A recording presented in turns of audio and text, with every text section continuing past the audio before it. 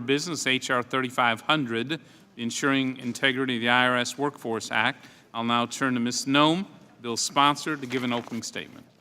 Thank you, Mr. Chairman, and I want to thank you for today's consideration of my bipartisan bill, the Ensuring Integrity in the IRS Workforce Act. Most of you have seen and already voted for this bill already. Last Congress, a version of this bill passed the committee unanimously and passed the House with overwhelming bipartisan support, including many of my Democratic colleagues that are here today. This Congress, we made some small changes to the bill to address some of my colleagues' concerns, and we hope that they will continue to support this bill in its new form. Mr. Chairman, for the last 2 years, we in the Ways and Means Committee have worked hard to ease burdens on taxpayers. But even with our historic tax cuts bill now enshrined in law, there's no getting around the fact that taxpayers will continue to provide the IRS with their sensitive personal information like Social Security numbers, birthdays, and wage data. IRS employees work with some of Americans' most sensitive information, and it's critical that these positions of public trust are given to people who can be relied on to take that role seriously.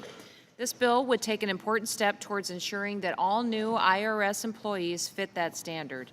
As my committee colleagues remember, the Treasury Inspector General for Tax Administration in 2015 brought to light serious flaws with the IRS's hiring practices. The IG's audit found that the IRS rehired multitudes of former employees who had the IRS previously. They had been fired for conduct problems.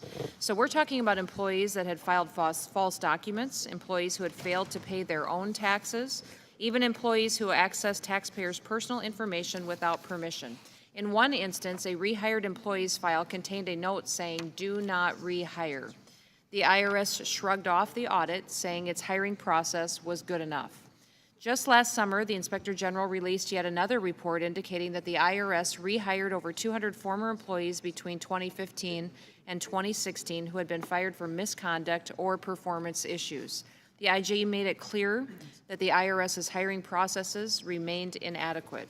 The Ensuring Integrity in the IRS Workforce Act is a simple, bipartisan fix to this problem. It does what the IRS bureaucracy refused to do, stopping the IRS from rehiring people who have betrayed the trust of the American taxpayer. To be clear, my bill is not aimed at the hardworking, honest, and ethical employees who work at the IRS throughout the country. It's aimed at the IRS bureaucracy here in Washington who could have addressed the problem on their own and chose not to do so.